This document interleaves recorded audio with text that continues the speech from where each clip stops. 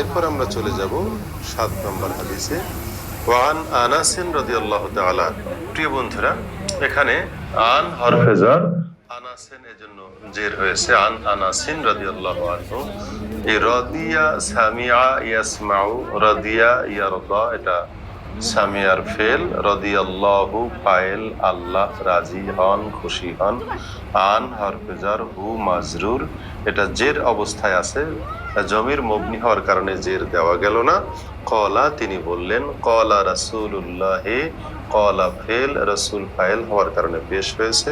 আবার রাসূলুল্লাহি, এটা আল্লাহর রসুল মুযাফ মুযাফ ইলাইহি হওয়ার কারণে জের হয়েছে। সাল্লাল্লাহু আলাইহি ওয়াসাল্লামা, এই সাল্লামা আগেও বলেছি বাবে তাফঈলে, সাররাফা ইউসাররিফু, সাল্লামা ইউসাল্লিমু, এটা ফেল।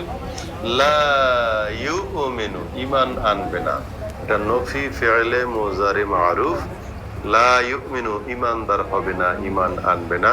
আহাদুকুম, তোমাদের কেউ, এখানে র এর আসার কারণে আহাদুন মুযাফ, কুমটা মুযাফ ইলাইহি। আহাদুকুম, তোমাদের কেউ ঈমান আনবে না, ঈমানদার হবে না। হাত্তা, যতক্ষণ না, আকুনা, আমি হব।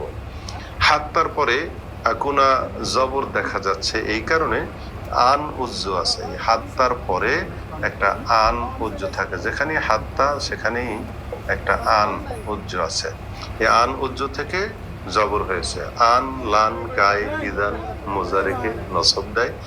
আন আকুনা, যতক্ষণ না আমি হব, মানে নবীজি বলছেন যতক্ষণ না আমি হব। আকুনা, কানা ইয়াকুনু, এই কানা ইয়াকুনু ফেলে নাকেস, তার খবরটা নসব হয়, সে কারণে আহাব্বা নসব হয়েছে। আত্তা আকুনা, এখানে আনা একটা জমির আছে, সেই আনা জমিরটা এই ফেলের এসেম, এটা রফার হালতে থাকবে। আর আহাব্বা খবর, এটা নসবের হালত থাকবে। আকুনা আহাব্বা, আমি প্রিয়তম না হব, ইলাইহে, তার কাছে।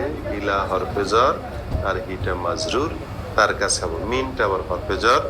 পরবর্তী আছে মিন ওয়ালিদিহি, ওই মিন এসে এই দালে শেষ শব্দে জের দিয়েছে। মিন ওয়ালিদিহি, তাহার পিতা থেকে, এই হাটা জমির, আর ওয়ালিদের দালে আমরা জের দিয়েছি। ওয়ালাদিহি, ওয়ালাদুন সন্তান, এখানেও দালে জের হয়েছে। ওয়ালাদিহি, তার সন্তান থেকে।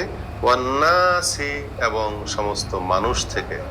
নাস শব্দটাও জের হয়েছে মিন উজ্জ ধরে। অমিনান নাসি আজমাইন, সমস্ত মানুষ। আজমাইন, এটা তাকিদ, তাকিদের কারণে আজমাইন, আকতাইন, আবতাউ, আকতাউ, এরকম অনেক তাকিদের শব্দ আছে।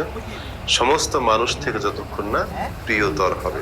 আশা করি এই হরকতগুলো কোথায় জের জবর কেন দিলাম যথাসাধ্য বলার চেষ্টা করলাম। তোমরা বারবার শুনবে এবং কিতাব ধরে প্র্যাকটিস করলে ইনশাআল্লাহ অবশ্যই বুঝবে। আল্লাহ হাফিজ।